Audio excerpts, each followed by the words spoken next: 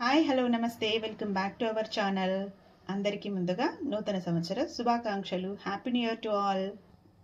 Happy new year to all. Bread హల్వాని అయితే ఏ విధంగా తయారు చేయాలో మొదటగా చూసేద్దాం. ముందుగా అయితే నేను బ్రౌన్ బ్రెడ్ని 450 గ్రామ్స్ బ్రౌన్ బ్రెడ్ని తీసుకున్నాను.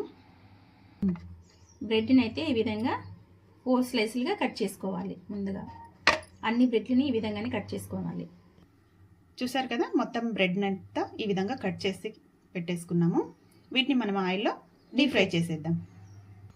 చూడండి, ఆయిల్ అయితే వేడవుతుంది.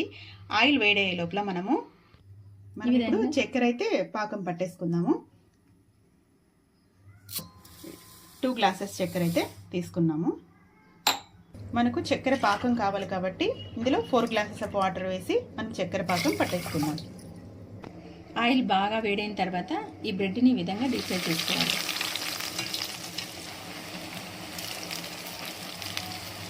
బాగా వేడెక్కిన తర్వాత మంటని మీడియం ఫ్లేమ్కి తగ్గించి ఇలా బాగా ఫ్రై అయ్యేటట్టు వేయించుకోవాలి.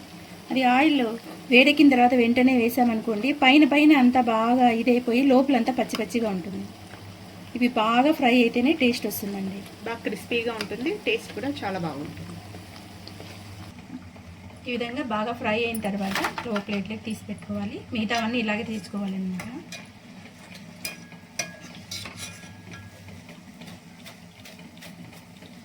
నేను కూడా మనం ఈ విధంగానే ఫ్రై చేసుకుందాము.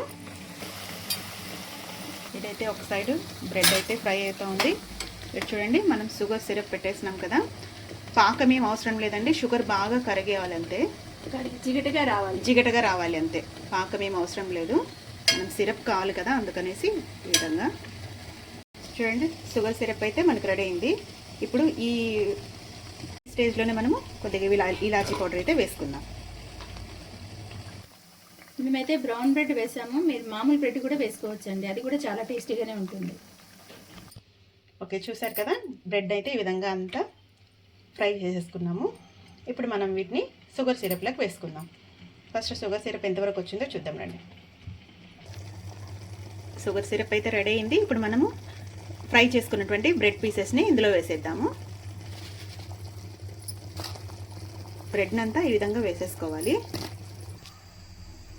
డ్రై ఫ్రూట్స్ని వేయించుకోవడానికి కొద్దిగా నెయ్యి వేసి ఇందులోకి నెయ్యిలో బాదము గోడంబి వేయించేసుకుందాము.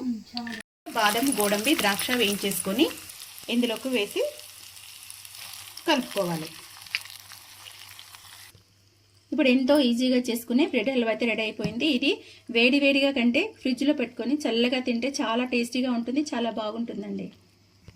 2 అవర్స్ ఆగిన తర్వాత ఇది అంతా బాగా సిరప్ అంతా పట్టేస్తుంది, అప్పుడు చాలా టేస్టీగా ఉంటుందండి. అంతే, ఎంతో టేస్టీగా ఉండే బ్రెడ్ హల్వా అయితే మనకి రెడీ అయిపోయింది. ఇది వేడివేడిగా బాగుంటుంది, చల్లచల్లగా అయితే చాలా బాగుంటుంది. చేసుకోండి, మీరు కూడా ఒకసారి ట్రై చేయండి. అది ఎలా వచ్చిందో మాకు కామెంట్ చేసి చెప్పండి.